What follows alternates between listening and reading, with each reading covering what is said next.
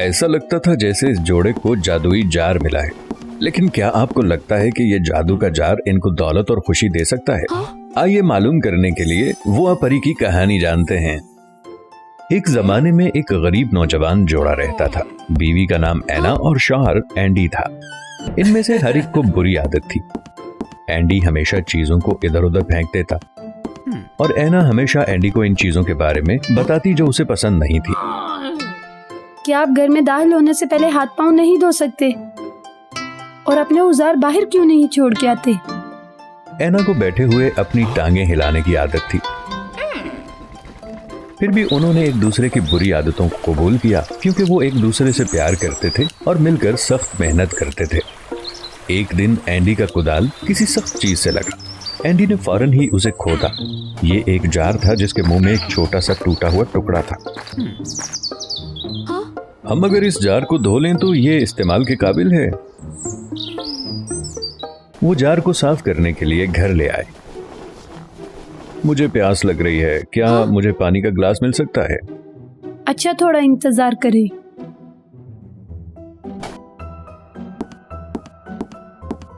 हैरत की बात यह है कि जार में डाला हुआ तौलिया अब 2 बन गए थे। यहाँ तक कि दोनों तौलियों पर दागों की जगह भी एक जैसी थी। ये अजीब चीज देखकर एंडी ने कप को अपने हाथ में जार में डालने की कोशिश की। जैसे कि तवक्को थी, गिलास भी दुगना था। एना ने भी इसमें सिक्का फेंकने की कोशिश की और फौरी तौर पर 2 चांदी के सिक्के जार में नमूदार हुए। वो ये जानकर बहुत खुश हुए कि उन्हें जादुई जार मिला है और फिर डबल जार की बदौलत ये जोड़ा तेजी से मालदार हो गया। अब उन्हें मजीद मेहनत करने की जरूरत नहीं थी। लेकिन अमीर होने के बाद दोनों तब्दील होने लगे। बीवी ज्यादा सुस्त हो गई। उसने महसूस किया कि घर में बहुत सारी चीजें करने की हैं, लेकिन उसने कुछ नहीं किया। शौहर अपनी बीवी की मदद न करवाता बल्कि सारा दिन बाहर रहता। क्या आप दोबारा अपने दोस्तों के साथ बाहर चले गए थे? मैं तो थोड़ी देर के लिए बाहर जाता हूँ। आप सिर्फ सारा दिन खाते हैं और किसी चीज में मेरी मदद नहीं करते। अगर तुम लेटी लेटी मुझे कोसती रहोगी तो बहुत से काम अभी करने के हैं और ये काम खुद से तो नहीं हो जाते ना। अचानक एना को एक ख्याल आया। उसने बड़े जोश से एंडी को बताया, हम खुद को डबल क्यों नहीं कर लेते? इस तरह हमारी मदद के लिए और भी ज्यादा लोग हो जाएंगे। नहीं, इससे बहुत परेशानी होगी। अब खामखा की बातों का फायदा नहीं। ऐसा करो, कुछ लोग काम के लिए रख लो, इससे तुम्हें मदद मिल जाएगी। नहीं, अगर हमने दूसरे लोगों की मदद ली तो उन्हें हमारे जादुई जार के बारे में पता चल जाएगा। ओहो, तुम्हें राजी करना बहुत मुश्किल है। ठीक है, मुझे जाना है, पहले ही देर हो चुकी है। अपने शौहर के एतराजात के बावजूद एना ने अपनी मर्जी के मुताबिक ऐसा करने का फैसला किया। जब एंडी घर वापस आया तो उसे 2 बीवियां एना दरवाजे पर खड़ी मिली। एंडी को मालूम नहीं था कि उसे क्या करना है, लिहाजा उसे कबूल करना पड़ा। तुमने खुद पे ये काम क्यों किया? मैं अपने लिए सिर्फ आसानी चाहती थी। आपने तो कभी घर का काम किया नहीं। आपको क्या पता कितनी थकावट हो जाती है। जरा इंतजार करें और देखें घर का काम कितनी जल्दी हो जाएगा। 2 बीवियां होने के बाद घर का काम भी तेजी से होने लगा, लेकिन उन्होंने एंडी को दुगना परेशान भी किया। मैं थोड़ी देर के लिए बाहर जा रहा हूँ। क्या आप दोबारा बाहर चले गए थे? मैं तो थोड़ी देर के लिए बाहर जाता हूँ। जल्दी वापस आना ना भूलिएगा और ज्यादा नशा करने की जरूरत नहीं। मैं जानता हूँ। घर आने के रास्ते में एंडी को सड़क के किनारे एक बूढ़ा आदमी मिला। वो बड़ी नर्म तबीयत का था। एंडी उसके पास मदद के लिए गया। जनाब, आपको क्या हुआ है? मुझे कुछ दिन से बहुत भूख लगी है, मैंने कुछ नहीं खाया। मेरा घर करीब ही है, मैं तुम्हें अपनी पीठ पर अपने घर ले जाऊंगा और तुम्हें खाने के लिए कुछ दूंगा। एंडी बूढ़े आदमी को घर ले गया। रास्ते में बूढ़े ने एंडी से पूछा, क्या मैं बहुत भारी हूँ? अगर आपको थकावट महसूस हुई तो आप मुझे नीचे उतार दें। फिक्र न करें, आप बिल्कुल भारी नहीं हैं।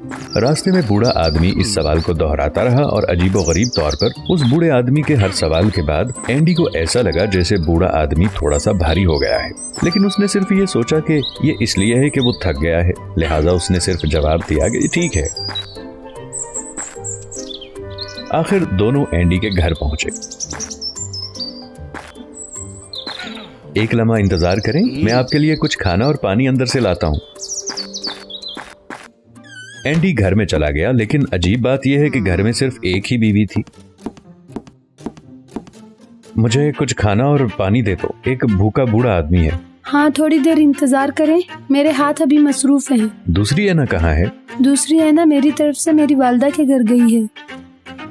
ठीक है, मैं खुद ही खाना ले आता हूँ। हैरत की बात थी, जब एंडी खाना बाहर लाया तो बूढ़ा आदमी कहीं नजर नहीं आया। इन चेहरों से मोहतात रहो जो तुम देख रहे हो, ये हकीकी नजर आते हैं लेकिन जरूरी नहीं कि हकीकत हो। क्या मैं इतना थक गया हूं कि मुझे धोखा हो रहा है? एक हफ्ते बाद दूसरी बीवी वापस नहीं आई और एंडी को पता चला कि उसकी मौजूदा बीवी भी थोड़ी सी तब्दील हो गई है। उसने पहले की तरह उसे मलामत नहीं की। ये अब मेरी बीवी मलामत क्यों नहीं करती? मुझे दोस्तों के साथ पीने के लिए बाहर जाना है, मैं देर से घर आऊंगा। हाँ, होशियार रहो। आज इसने मुझे क्यों नहीं टोका? मुझे अचानक तकलीफ महसूस हुई है, आज मैं नहीं जाऊंगा। उसने ये भी देखा कि इससे पहले डबल होने वाली तमाम चीजें भी खो गई थी। ये कप इससे पहले 2 गुना हो गया था, अब सिर्फ एक ही क्यों है?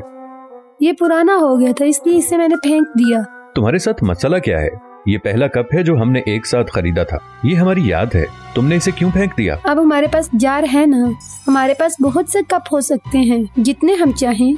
आपको वो पुराना क्यों चाहिए? और क्या रेप्लिका असली कप से बेहतर नहीं? अपनी बीवी के अल्फाज के बाद एंडी ने देखा कि रेप्लिका कप फिर से नया हो चुका था। अचानक उसे बूढ़े आदमी और आईने के अल्फाज याद आए। एंडी फौरी तौर पर कमरे में गया ताकि जांच पड़ताल के लिए आईने को निकाल सके। एक लंबे अरसे तक आईने को देखने के बाद ये आम ही सा लगता था। अचानक उसकी बीवी एंडी के पीछे से गुजरी। उसका साया आईने में झलका जो कि एंडी थामे हुए था।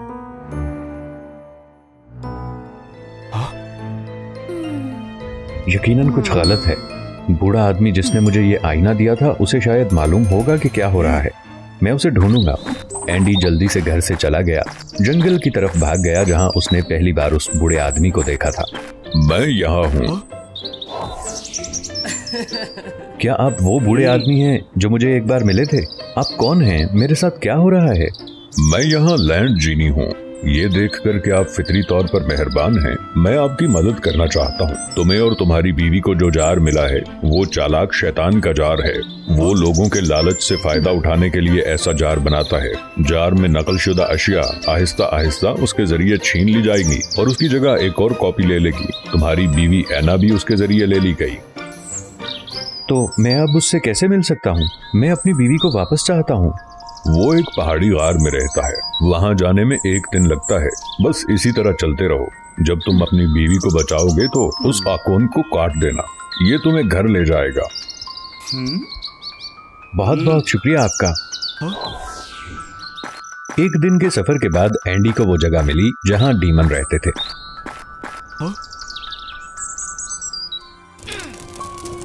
ऐना? एंडी। ऐना ने अपने शौहर को खुशी खुशी उसकी तरफ भागते हुए देखा, लेकिन उसे एक बड़ी जंजीर ने पकड़ लिया। उसी लम्हे शैतान नमूदार हुआ। मेरी बीवी को रिहा करो। क्या मैंने तुम्हें बेहतर बीवी नहीं दी? तुम्हें ये कमीनी बीवी क्यों चाहिए? क्योंकि ये मेरी असल बीवी है। मुझे इसका सब कुछ पसंद है। इसकी बुरी आदतें, यहाँ तक कि ये जब मुझे बहुत ज्यादा तंग करती है तो इसलिए कि ये मेरी परवाह करती है। ये सुनकर वो डीमन जोर से हंसा। मोहब्बत, फिर मुझे देखने दो कि तुम एक दूसरे से कितना प्यार करते हो। उसने बहुत सी लड़कियां बनाई जो बिल्कुल ऐना की तरह दिखाई देती थी। उसने एंडी को एक चैलेंज दिया। अगर तुम अपनी बीवी से बहुत प्यार करते हो फिर मुझसे वादा करो, अगर तुमको सही बीवी मिल गई तो मैं तुम्हें और उसको रिहा कर दूंगा, और अगर तुम तलाश ना कर सके दूसरी सूरत में तुम दोनों को मेरे साथ जिंदगी भर रहना होगा। मैं तैयार हूं। उसने अपनी बीवी को उन्हीं लोगों में ढूंढना शुरू किया। उसे बूढ़े आदमी का आईना याद आया। उसने उसे बाहर निकाला और उनमें से हर एक की तरफ देखा, लेकिन आईने में मौजूद शबी कोई तब्दील नहीं हुई। इस पुराने आईने का यहां कोई फायदा नहीं। अचानक उसने कुछ देखा। वो सीधा एक लड़की का हाथ पकड़ने गया और उसे शैतान के सामने ले गया। ये मेरी बीवी है। शैतान एंडी की पसंद पर हैरत जता था, लेकिन फिर भी उसके सामने उसने चालाकी की। क्या तुम्हें यकीन है? अगर तुमने गलत इंतखाब किया तो तुम दोनों हमेशा के लिए मेरे साथ रहोगे। मैं फिर से तुम्हें दोबारा इंतखाब करने का मौका देता हूं। मुझे यकीन है मैंने सही इंतखाब किया है। शैतान ने देखा कि एंडी को धोखा नहीं दिया जा सकता। वो गुस्से में आ गया। क्यों? तुम इसे कैसे पहचानते हो? मेरी बीवी की बुरी आदतों का शुक्रिया। शैतान ने एतराफ नहीं किया कि वो हार गया है। उसने गुस्से से उसके अल्फाज तोड़ दिए और दोनों को जाने नहीं दिया। नामुमकिन, तुम्हें कहीं जाने की इजाजत नहीं है। तुम सारी जिंदगी गुलामों की तरह यहां रहोगे। तुमने वादा किया था। क्या तुम वादा तोड़ना चाहते हो? वादा मैंने किया था। अब ये पूरा हो या ना हो, ये मुझ पे है। शैतान ने एक जादू किया जिसने गार को हिलाकर रख दिया और एक बड़े पत्थर ने गार का मुंह बंद कर दिया। उस वक्त एंडी को ओकोन याद आया जो जेनी ने उसे दिया था। उसने उसे बाहर निकाला और उसे आधे हिस्से में काट दिया। एक फ्लैश में एंडी और उसकी बीवी घर वापस आ गए, लेकिन इससे पहले कि वो खुश होते जादू का जार कांपने लगा। शैतान उन्हें आसानी से जाने नहीं देना चाहता था। वो एना को वापस गार में घसीटना चाहता था, लेकिन एंडी ने जल्दी से जार को सैकड़ों टुकड़ों में तोड़ दिया। शैतान अपने घर में हर डुप्लीकेट के साथ गायब हो गया। जोड़े को अपनी गलती का एहसास हुआ। अब से हम एक दूसरे से प्यार करेंगे और मिलकर सख्त मेहनत करेंगे। इस तरह शैतान को अब हमें धोखा देने का मौका नहीं मिलेगा। इसलिए कि मैं बहुत सुस्त हूँ, इसीलिए अपने आप को डुप्लीकेट किया, इसीलिए शैतान को मौका मिला। वो दोनों एक दूसरे से पहले की तरह प्यार करने लगे। ये ठीक है। सिर्फ अपनी मेहनत से तैयार की गई चीजें सबसे कीमती होती हैं। दोनों ने महसूस किया कि जो चीजें हमारी अपनी मेहनत के जरिए नहीं बनाई गईं, वो हमारे लिए आसानी की बजाय परेशानी लाएंगी। खुशकिस्मती से बहुत देर होने से पहले ही उन्हें इस बात का एहसास हो गया। एक बहुत ही अमीर सल्तनत में दो लड़कियां बिल्कुल एक ही वक्त में पैदा हुई थीं, लेकिन उनके चेहरे बिल्कुल ही मुख्तलिफ थे। एक लड़की शाही खानदान में पैदा हुई, वो थी शहजादी बेट्रिक्स, और दूसरी एक गरीब किसान के घर में हुई, वो थी लूसिया। बेट्रिक्स शाही खानदान में रहती थी और अच्छे अच्छे खाने खाती थी। हाँ, और उसका इतना ज्यादा बचा हुआ खाना भी फेंक देते थे। जबकि लूसिया एक झोंपड़ी में रहती थी। उसे अपने बाबा के साथ जाकर खाने के लिए कोई ना कोई चीज मांगनी पड़ती थी, और उसके कपड़े भी बहुत पुराने और फटे होते थे। वक्त गुजरता गया और वो बड़ी हो गई। अजीब बात ये है कि उनकी शक्लें आपस में बहुत मिलती थी। उनका आपस में कोई ताल्लुक भी नहीं था और ना ही एक जगह पर रहती थी। शहजादी बेट्रिक्स को महल को छोड़कर जाने की इजाजत नहीं थी, इसलिए वो घर में ही बैठकर किताबें पढ़ा करती थी और अपना दिल लगाया करती थी। अरे, मैं बाहर जाना चाहती हूँ और अपने मुल्क के बारे में कुछ सीखना चाहती हूँ और लोगों के बारे में भी। शायद वो मुझसे बहुत ज्यादा खुश रहते हैं। लूसिया की बात करें तो वो बहुत ही ज्यादा गरीब और बुरे वक्तों की मारी थी, जिसकी वजह से वो बहुत उकताई हुई रहती थी। अरे, मैं इतने गरीब खानदान में क्यों पैदा हो गई? मैं किसी महल में क्यों नहीं पैदा हो गई? एक दिन जब लूसिया इधर उधर घूम रही थी, वो बहुत हैरान हुई जब ने उस शाही महल को देखा तो। अरे, देखो जरा इस महल को, ये कितना प्यारा है। अगर मुझे इस महल में कोई एक दिन रहने दे तो मैं खुशी से पागल हो जाऊं। सिपाहियों ने देखा कि एक लड़की जो गंदे कपड़ों में खड़ी है, वो आए और उसे हटा दिया। ओ, ये तुम गरीब लोगों के देखने वाली जगह नहीं है, जाओ यहाँ से, जाओ, दफा हो जाओ। रुको जरा, तुम ये क्या कर रहे हो? मलका आलिया, ये लड़की महल की हदूद पार करने की कोशिश कर रही है। हाँ? ओ नहीं, ये क्या? तुम तो बहुत ज्यादा एक जैसी लगती हो। परेशान मत होना, मैं शहजादी बेट्रिक्स हूँ। तुम कौन हो? मेरा नाम लूसिया है और मैं यहाँ पहली दफा आई हूँ। मैं सिर्फ महल देखना चाहती थी और इसने मुझे पकड़ लिया। जब उसने ये गौर किया कि इस गरीब लड़की की शक्ल तो उससे मिलती है, तो बेट्रिक्स लूसिया से बात करने के लिए उसे महल के अंदर ले गई। उसने लूसिया को बहुत ज्यादा मजेदार खाना खाने के लिए दिया। अरे शुक्रिया शहजादी, इसका तो यकीन ही नहीं आ रहा मैं इतने प्यारे महल में रह सकूंगी। मैं भी बहुत खुश हूँ क्योंकि मुझे कई दिनों से एक अच्छा दोस्त नहीं मिला। शहजादी, तुम बहुत खुशकिस्मत हो। मेरा दिल करता है कि कोई मुझे एक दिन के लिए यहाँ रहने दे। और मैं चाहती हूँ कि मैं बाहर जाऊँ, घूमूं फिरूं और लोगों को देखूं कि वो क्या करते हैं। अरे, मेरे पास एक तरकीब है। अरे, हम दोनों की शक्ल तो बिल्कुल एक जैसी है। क्या कहती हो कि अगर हम अपने किरदार बदल लें? तुम शहजादी बनकर रहना जब तक मैं वापस नहीं आ जाती। देखो, इस तरह से हम दोनों की ख्वाहिशें पूरी हो जाएंगी। आप बिल्कुल ठीक कहती हैं मलका और आलिया। फिर उन दोनों ने आपस में अपने कपड़े बदल लिए। शहजादी ब्रिट्रिक्स ने अपने कपड़े बदल लिए और दूसरी ने भी। वो अपने आप को शीशे में देखकर हैरान थी। लूसिया, मेरी दोस्त, चीजों का ख्याल रखना जब तक मैं वापस नहीं आ जाती, प्लीज। शहजादी ब्रिट्रिक्स ने अपना सारा सामान छोड़ा वहीं पर और वो महल से बाहर चली गई। सिपाहियों ने उसको पहचाना ही नहीं। उन्होंने सोचा कि ये वही गरीब लड़की है जो अभी थोड़ी देर पहले अंदर गई थी, तो इसलिए उन्होंने उसे छेड़ा। ब्रिट्रिक्स बहुत नाराज हुई जब उसके साथ ये हरकत हुई। रुको जरा, क्या तुम्हें पता नहीं है कि ऐसे सलूक करते हैं किसी लड़की के साथ? अरे तुम एक लड़की हो, कोई शहजादी नहीं हो। जो तुम ऐसे करोगे इन्हें पता चल जाएगा। ब्रिट्रिक्स वहाँ से चली गई। ये पहली दफा था जब उसने लोगों की हालत का अंदाजा लगाया कि लोगों के पास खाने के लिए और रहने के लिए जगह ही नहीं है। अरे, अभी भी बहुत ज्यादा लोग गरीब हैं इस मुल्क में। ये तो बिल्कुल ऐसा नहीं है जैसा मैंने सोचा था। लोगों के पास तो खाने के लिए खाना नहीं है और एक हम हैं जो बहुत ज्यादा खाना जाया कर देते हैं। ब्रिट्रिक्स को बहुत ज्यादा बुरा लगा और उसने अपने सारे पैसे दे दिए जो वो साथ लेकर आई थी। थोड़ी देर बाद ही लूसिया के बाबा उसके सामने आ गए और उन्हें लगा कि ये उनकी बेटी है। लूसिया, तुम घर पर हो, मेरे पास आज पैसे हैं, मैं तुम्हें बहुत मजे का खाना खिलाऊंगा। हाँ, क्या तुम ठीक हो? ठीक हो ना बेटा? कोई बात नहीं अगर नहीं मिले तो।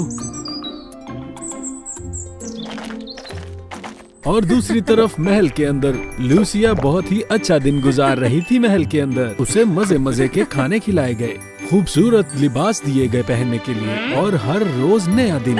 आहिस्ता आहिस्ता लूसिया बहुत ही तेज हो गई। वो चालाक और बुरी हो गई।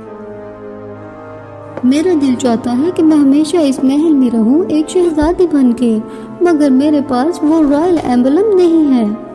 वो अभी भी बैट्रिक्स के पास है। मुझे अब क्या करना चाहिए? लूसिया को एक तरकीब आई। उसने एक चोर को बुलाया ये काम करने के लिए।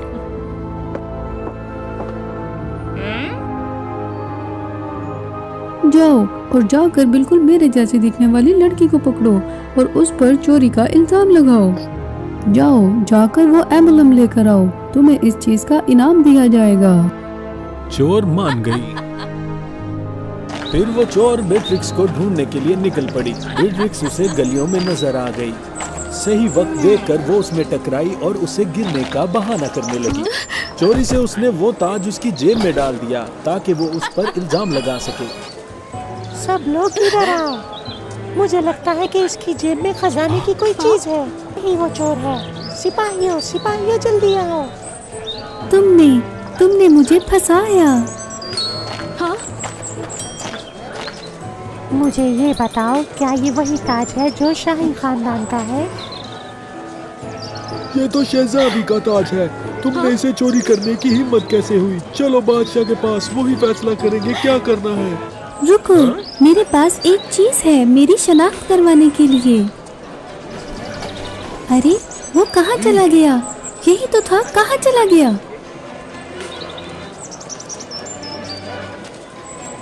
सिपाहियों ने उसको पकड़ लिया और उसको महल की तरफ लेकर जाने लगे बगैर किसी तफसील के। चोर के बारे में क्या बताएं, वो एम्बलम लेकर लूसिया के पास चला गया। जब उसे वो मिल गया तो उसका असली चेहरा सामने आया। बहुत अच्छे, मैं तुम्हें एक बहुत अच्छा तोहफा दूंगी। सिपाहियों, इसे जेल में डाल दो। आज के बाद सिर्फ मैं इस महल की रानी बनूंगी। कैद में जहाँ शहजादी ब्रिट्रिक्स साइड पर बैठी थी, दरवाजा एकदम से खुलता है और चोर अंदर आती है एक सिपाही के साथ और वो सिपाही उसे मारने लगता है। चुप करो, तुम उसकी तरह नहीं बन सकती। ब्रिट्रिक्स आगे होती है सिपाही को रोकने के लिए और उसके हाथ पर भी उसकी छड़ी लगती है और वो चला जाता है। चोर ब्रिट्रिक्स का शुक्रिया अदा करती है और एकदम से अपना एम्बलम निकाल कर उसको दे देती है, जिसे देखकर वो हैरान हो जाती है। मुझे माफ कीजिएगा बैट्रिक्स, ये आपका एम्बलम है। मैंने उसको नकली एम्बलम दे दिया था। वो चोर जब महल की तरफ वापस जा रही थी तो उसे तभी शक हो गया था। अरे मैं कैसे यकीन कर लूं कि ये मुझे कुछ नहीं कहेगी। मुझे अपनी तरफ से यकीन पक्का करना होगा। फिर उसने एक नकली एम्बलम बनाया और उसे उसके पास ले गई। हाँ जी, तो ये सब हुआ था। आप लोगों का बहुत शुक्रिया मुझे एक मौका देने का और अपनी शिनाख्त बताने का।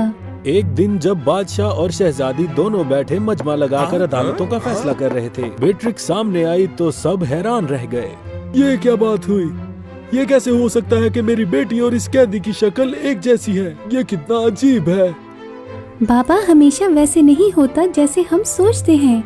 मैं आपकी असली बेटी हूँ और वो कोई और है। ये एक नकली शहजादी है जिसकी शक्ल मुझसे मिलती है। इसका नाम लूसिया है। देखे, मेरे पास शाही एम्बलम भी है।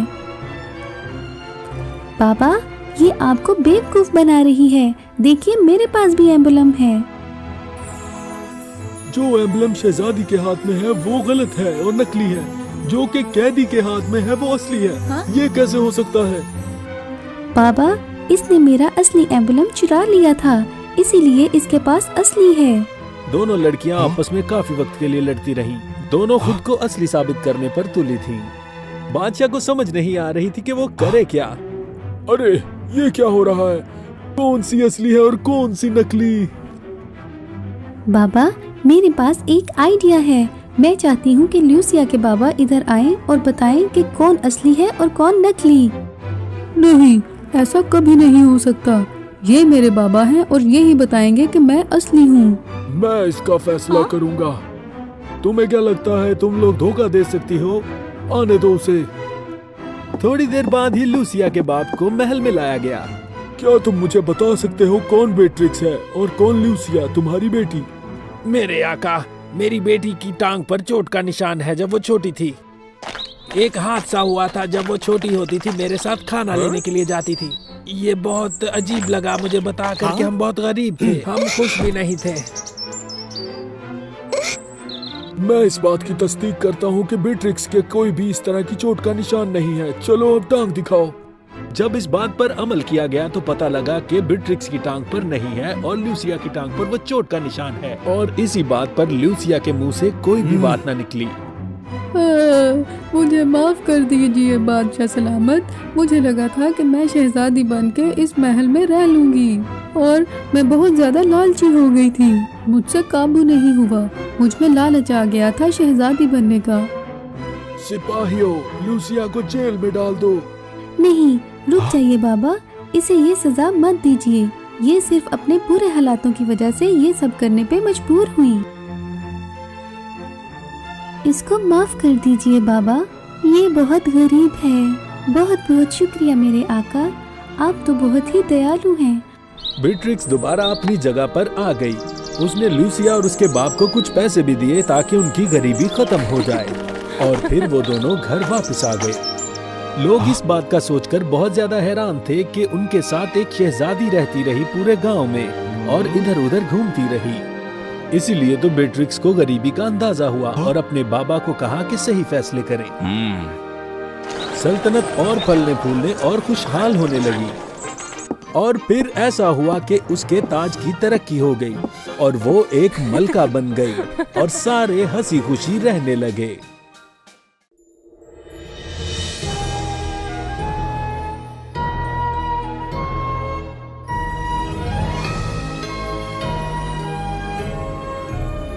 Wow, fairy tales.